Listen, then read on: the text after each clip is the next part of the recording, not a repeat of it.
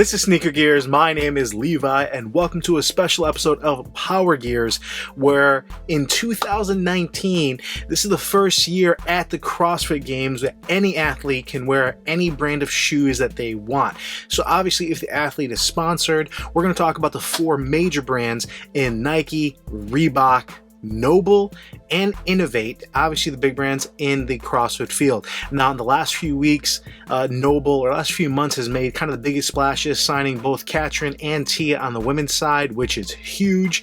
Obviously with Nike and Matt Frazier on the men's side, we have an opportunity to see a few podium finishes possibly that are not wearing Reebok. NoBull also just updated their running shoe with a ripstop upper that Joel, from as many reviews as possible, has stated made a huge difference in both the containment and lockdown of the shoe, and he was hoping that they can use that on their training shoes, so that does speak highly. Now, most of the shoes we're talking about today, this is not necessarily a review or a comparison, but really just talking about what the athletes are going to use, how they're going to choose what shoes they have, and if there's going to be some advantage or disadvantages for certain athletes if they're going to stay with their sponsored brand, because I do think that there's a few holes in a few of these brands. Now, some of the brands that we're not talking about, but that still have a CrossFit shoe that we may or may not see in the field, are going to be some shoes from Strike Movement, from New Balance, from Ultra. I know they have a shoe that's out there, not too popular, as well as newcomer Mizuno, who just announced their most recent CrossFit shoe.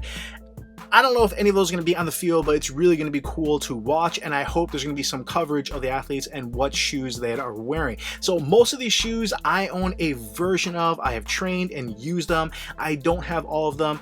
I have tried on a lot of them, but for those I have not worn and tried, I will be giving my perspective, I guess, from Joel, from as many reviews as possible. So if you're not following his channel or you're not following his Instagram, definitely go give him a follow. He does some amazing work, and he responds to almost everyone in the comments and is always super kind with his time, obviously being both a gym owner and putting a lot of hard work into his YouTube channel. So many thanks to Joel. So I will be speaking on some of the aspects he has talked about if I have not used it.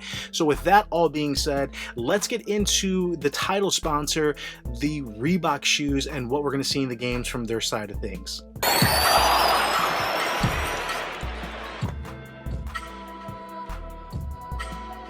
All right, Tal Short on Instagram has shown what shoes Reebok will be giving to all the athletes. So even if they're not sponsored, every athlete will be getting a whole Reebok quiver of gear. So starting off with the Nano, obviously the Nano 9 this year. I have tried on the Nano 9 with my Nano 8 in store, and it's a little bit more flexible. It had a little bit more cushion in the forefoot, and it did feel a bit more stable. And I think this is just doing some air squats, but overall, most of the reviews, and you guys can watch them out there, it is a pretty much upgraded shoe. I think for most of the events, all the athletes can just stay with the Nano 9, obviously, but there's a reason why there's other shoes, because just because a shoe is really good at things doesn't mean it's the best for certain avenues. So we do have the Reebok Legacy here. That's going to be the lifting version. So if there is a snatch ladder or an event that calls for heavy lifting, you have the Legacy. That's going to be a little bit better option. Now, where the Legacy falls a little bit short, especially in a CrossFit kind of WOD or workout, is it is the most heaviest lifting shoe out of what's going to be available, as well as the least flexible. So if it's a workout that it's going to require, or an event lifting, as well as maybe a short sprint or double unders, the athletes are going to have to decide if they want to go with that or not. Now, on the running side of things, if the athletes have to do more than a mile, I think anything under than that, they can stay with the Nanos. But if they're going to be asked to do a 5K, a 10K, what have you, they will be given the Harmony Road 3s. Based on, again, as many reviews as possible, Joel, he has said that is his go-to running shoe, which speaks highly to me.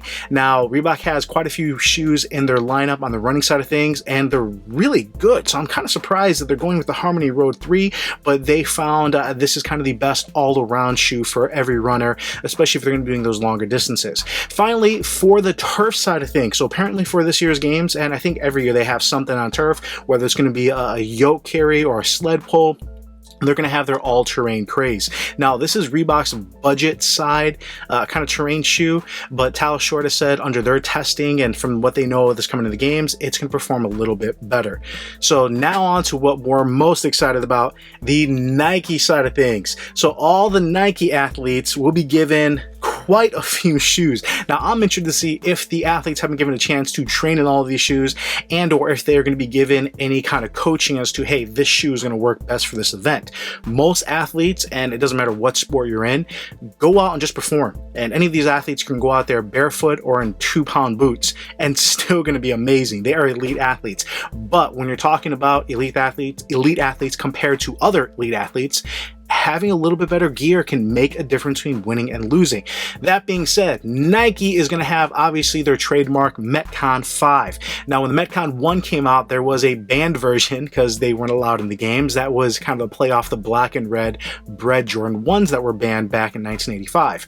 They will be releasing an unbanned version that's going to be kind of a Chicago colorway that's white, red, and black. That's going to be really cool. I'm not sure what the release date on that is, but the Metcon 5 I did try on with my Metcon Freeze when I went to try them on, and honestly, they've kind of made the rest of the Metcon lineup a little obsolete. But honestly, I think most Nike athletes are going to be sticking with their Metcon 5, but we'll see. They've been given the Flyknit 3 Metcon as well as the Metcon Free, so I'm interested to see which ones the athletes choose for which events. Now, on the lifting side of things, they do have the Romaleo 3 XD, but Joel from As Many Reviews as Possible did spot the Romaleo 4 in the wild, so I'm interested to see if any of the athletes have been given that shoe and if they're going to be using it. Otherwise, the Romaleo 3 is going to give you a lot of flexibility. It's still pretty lightweight, and I think it works well in an event where you have lifting and maybe a quick sprint or things that may be involved also with lifting. On the running side of things, Nike will be doing the Pegasus 2 Turbo 2. I have the Pegasus Turbo 1, one of the best running shoes out there. Obviously, I mean, as a whole, obviously there's better shoes, but I think this is the best running shoe available there be given to the athletes in the games. Does that mean they'll have an advantage? Maybe, we'll see, but I'm definitely interested to see. On the turf side of things, Nike is also giving their athletes the Alpha Menace Turf Low. This is another kind of budget base model turf shoe, but it does have an aggressive traction for the turf side of things to help those athletes out if they need the traction. I'm also interested to see how many athletes choose just to stay with their Metcon or Nano 9 versus using their turf shoes. Now for the surprise brand that I'm excited to see, NoBull. Now, NoBull keeps things really simple. The names of their shoes are really the NoBull Trainer, the NoBull Lifter, and the NoBull Runner. So that being said, let's start off with the Runner. The Runner was just recently updated. Based on Joel, he actually stated that it feels kind of like a New Balance Zante, which is a pretty good praise. So it's a legit runner.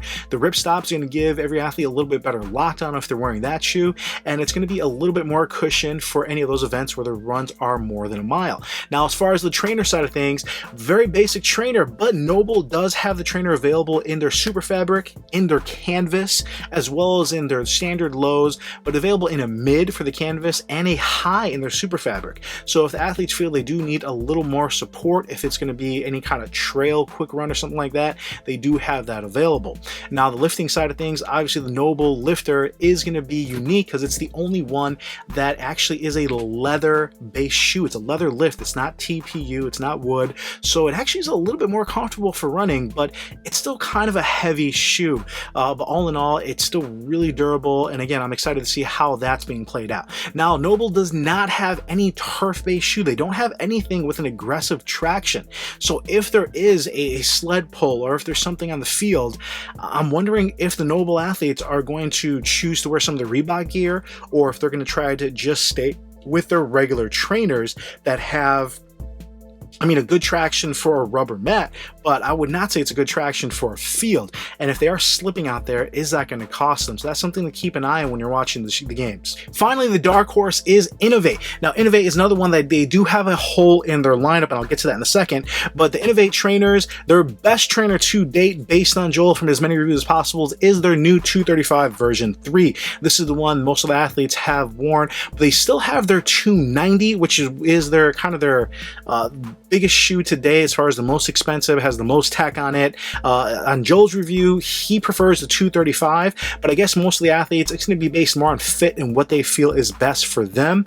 These are shoes that, again, just like the Metcon, just like the Nano 9, you can do anything, and you can go for runs, you can do training as far as the lifts, and I think they're going to stay with that shoe for most of it. For the lifts, they do have their Fastlift 335 and their Fastlift 400. It has the BOA system. Now, the 335 is a little bit bit lighter, but if there's going to be an event where they have to change shoes, that 400 does lace up really quickly with that bullet system, which is really cool. Now, the fast lift shoes from Innovate are a little bit lower of a heel height, so they're not going to be as tall. So as long as those athletes have plenty of mobility, it's not really different, but something to keep an eye on. And then finally, for the trail side of things, or the turf side of things, Innovate has a lot of trail running shoes. They have their Road Talon and Road Claw and Park Claw, and there's quite a few shoes. I don't want to pretend like I know their whole lineup, but needless to say, they have plenty of aggressive traction. I think they're going to be fine. Where I think Innovate has a hole in their lineup is going to be for the running side of things. Most of their lineup, even on the running side, is still based on light, flexible, kind of low cushion or road feel kind of shoes.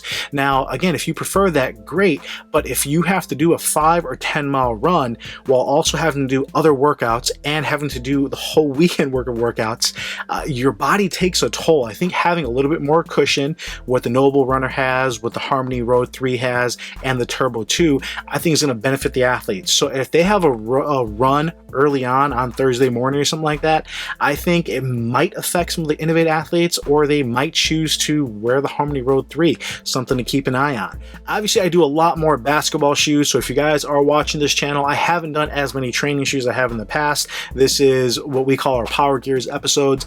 I do get a lot of training shoes, and I do spend time training and playing basketball. Fortunately, or I guess unfortunately, I've been doing a lot more running this year, trying to cut down on the weight and be a little bit more fit and take a little more weight off my body for my knees, just to be healthier in general, and I just wanted to become a better runner. All that being said, I'm excited for the games. All of these shoes, if you've seen this whole video, do work, except the Nike Metcons with our Velocity Cushion insoles. Our insoles really add a lot of cushion, so it really takes the Nano, it takes the NoBull, and turns them into runners. I always say you can double your double undercount. It's going to add a lot of bounce and just a lot of cushion if you want to use your trainers and you don't want to have to buy a running shoe. So a lot of these game athletes are going to have multiple shoes, so not really an issue for them, but definitely if you're interested in adding more cushion to your training shoe, our insoles do an amazing job. Our Velocity Cushion, which is patent pending, makes a huge difference in adding that energy return. Now, obviously, if you're using it for lifts, don't use our insoles. You want something stable and firm. But if you are just using them casually, if you want to take out your Speed TRs or your Nano 6s and wear those for a run and you want that extra cushion, our Velocity insoles do an amazing job. As always, guys, if you like this video, please give it a thumbs up. Really appreciate you guys. I'll be hopefully doing another video after, going through anything that I saw that stood out. One of the biggest moments I saw a few years back was when Matt Frazier won. He wore the Legacies. I think it was for a snatch ladder. They had to go run over, and it was doing some either pull-ups or legs to bar or something where they were on a bar and they had to run back and do it. And if you've ever run a Legacy lifter, it sucks, but he chose to wear those shoes and he toughed it out because it gave him a little bit of an edge lifting where he had a more stable platform. So things like that are what I'm going to be looking for. I would love to see here what you guys have. Put them in the comments below. Let me know your thoughts if I missed anything. And as always, really appreciate you guys, and I'll come at you later.